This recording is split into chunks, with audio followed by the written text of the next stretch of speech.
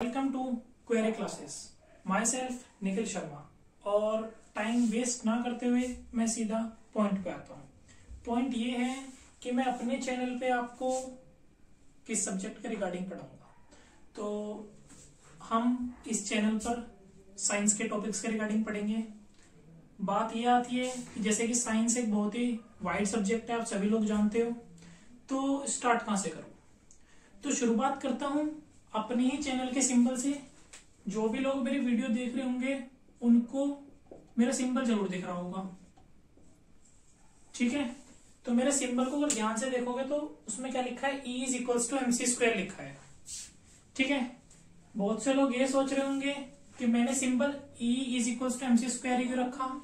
मैं A से लेके Z तक की अल्फाबेट में से कोई भी 3 वर्ड रख सकता था, परंतु मैंने E is equals to MC² ही क्यों रखा, E, M और C क्यों रखा। बहुत से लोग ये सोच रहे होंगे इसमें से E, M और C से मेरे घर वालों के नाम होंगे, इसलिए मैंने वो रख लिए, परंतु ऐसा कुछ नहीं है, ठीक है। ये E is equals to MC² मैंने नहीं लिखा, ये जिसने लिखा था वो आदमी चला गया, और मैं इसको आज भी पढ़ा रहा हूं, तो इसका मतलब इसमें कुछ तो खास बात है। तो इंपॉर्टेंट बात तो ये है कि ये E is equals to MC² है क्या और किसने लिखा। तो E is equals to MC² हमारी एक बहुत ही इंपॉर्टेंट इक्वेशन है, जो कि महान साइंटिस्ट आइंस्टीन जी ने दी, ठीक है। आप सब लोग ने एल्बर्ट आइंस्टाइन का नाम जरूर सुना होगा। जी हाँ, वही एल्बर्ट आइंस्टाइन जिन्होंने E is equals to MC² equation दी। आइंस्टीन जी ने 1905 में ये इक्वेशन देके साइंस की फील्ड में आग लगा दी, ठीक है, जिसको आइंस्टीन का मैजिकल ईयर भी कहा गया। अब E is equals to MC² क्या है ये देखेंगे हम। उससे पहले इंपॉर्टेंट बात यह है कि यहाँ पर E, M और C क्या क्या है। तो पहले मैं ये बता देता हूं कि E, M और C क्या है, उसके बाद हम देखेंगे कि ये इक्वेशन क्या थी और आइंस्टीन जी ने इस इक्वेशन से क्या बताया। यहां पर जो हमारा E है वो क्या है, एनर्जी, M क्या है हमारा मास, और C क्या है, वेलोसिटी ऑफ लाइट, ठीक है। छोटा छोटा सा इन तीनों चीजों के बारे में बता देता हूं। एनर्जी क्या होती है, the ability to do work, काम करने की क्षमता को ही हम एनर्जी बोलते हैं। मास, फिलहाल के लिए आप इतना समझ सकते हो कि मास जो है वजन होता है, वेट। वैसे मास और वेट दोनों अलग अलग चीज है, परंतु फिलहाल के लिए आप ये मान सकते हो कि मास जो है वो मेरा वेट ही होता है। दोनों अलग चीज है, बाद में डिस्कस करेंगे। वेलोसिटी ऑफ लाइट मतलब कि लाइट की वेलोसिटी, कितनी तेजी से लाइट चल रही है, ठीक है। अब आइंस्टीन जी ने क्या बताया इससे, उस पे बात करते हैं। इस इक्वेशन के बेस पे आइंस्टीन जी ने कहा कि एनर्जी और मास दोनों क्या है, सेम चीज है, ठीक है। आइंस्टीन जी ने कहा कि एनर्जी और मास दोनों सेम चीज है, बस फॉर्म्स अलग अलग है। भैया फॉर्म्स अलग अलग कैसे, फॉर्म्स अलग अलग ऐसे जैसे कि अगर मैं तुम्हें जनरल लाइफ का एग्जांपल दूं तो वाटर एंड आइस, ठीक है, पानी और बर्फ। अगर तुम पानी को फ्रीजर में ठंडा कर दोगे तो वही बर्फ बन जाएगा, ठीक है। उसी बर्फ को अगर मैं हीट दूंगा तो वही पानी बन जाएगा। तो है तो दोनों चीज सेम, मगर फॉर्म्स अलग अलग है। इसी तरीके से आइंस्टीन जी ने कहा कि एनर्जी और मास दोनों सेम ही चीज है, बस फॉर्म्स अलग अलग है। तो उन्होंने इस इक्वेशन के बेस, इस इक्वेशन से ये बताया कि energy and mass both are interconvertible. मतलब आप मास को एनर्जी में कन्वर्ट कर सकते हो और एनर्जी को मास में कन्वर्ट कर सकते हो, ठीक है जी। जो बेसिक है इस इक्वेशन का वो यही है। बाकी काफी डिटेल में इस इक्वेशन के बारे में हम बाद में बात करेंगे। इस इक्वेशन का नाम क्या है, इस इक्वेशन को बोलते क्या है, इस इक्वेशन को हम बोल देते हैं एनर्जी मास इक्विवेलेंस इक्वेशन। इस इक्वेशन का नाम क्या है, एनर्जी मास इक्विवेलेंस इक्वेशन, ठीक है। अब जैसा कि आप E is equals to MC² पढ़ चुके हो, तो मैं एक और छोटी सी चीज की बात करता हूं मैं बैलेंसिंग की।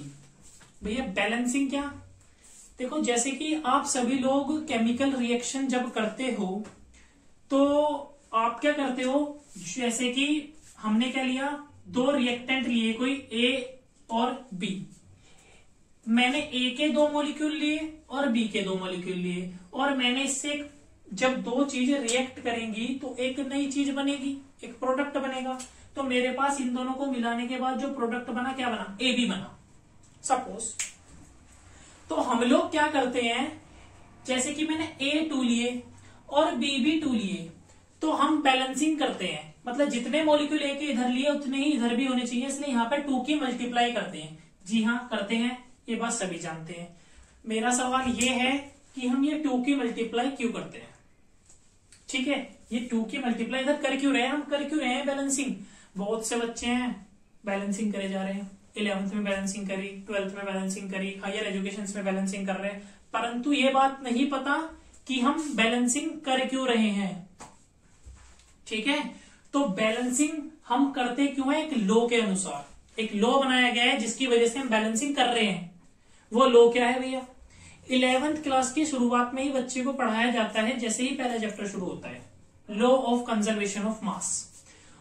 कौन सा लॉ पढ़ाया जाता है, law of conservation of mass. ये लॉ क्या है भैया, ये लॉ तुम्हें ये कहता है कि mass can neither be created nor be destroyed, it can transform from one body to another. ये बात सब बच्चे जानते हैं कि mass can neither be created nor be destroyed, it can transform from one body to another. बिल्कुल रट रखिए इसकी डेफिनेशन, परंतु ये नहीं पता इसका इस्तेमाल कहां हो रहा है। ठीक है, तो इसी लॉ के बेस पर, इस लॉ की वजह से हम क्या करते हैं, बैलेंसिंग करते हैं। इसने क्या बोला, mass can neither be created and nor be destroyed. Mass को ना तो आप बना सकते हो ना ही खत्म कर सकते हो, वो ट्रांसफर होता रहेगा एक जगह से दूसरी जगह पर। जैसे कि यहां पर मैंने अगर ए के दो मॉलिक्यूल लिए तो वो क्या हो सकते हैं, डिस्ट्रॉय वगैरह नहीं हो सकते। ना ही ऐसा है कि यहाँ पे दो लिए तो मेरे पास कोई नई चीज बन रही है तो उसमें जुड़ के आ जाएगा एक और, नहीं ऐसा नहीं होगा। उसने ये बोला कि मास के नाइदर भी क्रिएटेड, ना तो आप उसको बना सकते हो ना ही डिस्ट्रॉय कर सकते हो, वो एक जगह से दूसरी जगह ट्रांसफर होता रहेगा। तो जैसे कि A2 और B2 इन दोनों को मिलाने से AB बना, तो इनका जो मास होगा, जितना आपने A2 यहां लिया और जितना आपने B2 यहां लिया, उतने ही मॉलिक्यूल उसके वहां भी होंगे। इसी वजह से हम 2 की मल्टीप्लाई करते हैं। परंतु जो मेन बात है ये E is equals to mc²। भैया आइंस्टाइन जी ने तो ये कह दिया कि मास जो है वो किस में कन्वर्ट हो सकता है, एनर्जी में कन्वर्ट हो सकता है। तो क्या ये लिखना सही होगा कि जितना मास यहां है उतना वहां भी है।